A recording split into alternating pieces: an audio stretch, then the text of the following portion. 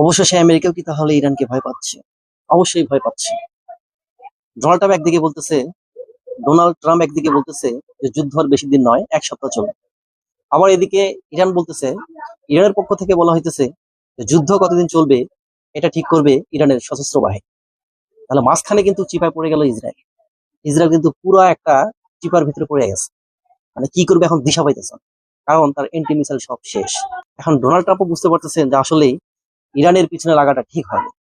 আসলে শুরুতেই আমেরিকা ইরানকে কিছুই মনে করে না, যে ইরান যে এতটা একটা বড় শক্তি অর্জন করছে এটা তিনি কখনো কল্পনাও করে নাই। তারা মনে করছে দুই একদিন মনে হয় কিছু একটা করলেই ইরান শেষ। কিন্তু ইরান দেখে দিয়েছে যে ইরান কি করছে তারা। এদিকে আবার আজকে থেকেই গুঞ্জন হচ্ছে যে নেতানিয়াহু শেষ। মানে নেতানিয়াহুকে আর দেখা যাচ্ছে না। অনেকেই বলতেছেন, বা ইরানের ইরানের বেশ কয়েকটা গণমাধ্যমে বলা হয়েছে যে নেতানিয়াহু ইন্তেকাল করছে। এরকম একটা খবর আসতেছে আর কি, যে নেতানিয়াহু মারা গেছে। এটা আসলে কতটুকু সত্যতা এটা এখনো ওইভাবে ভেরিফাই হয় নাই। তো মনে হচ্ছে আর কি যে তিনি মানে একটা ধারণা করা হচ্ছে আর কি যে তিনি মারা গেছেন, অথবা তিনি বাংকারে লুকিয়ে আছেন।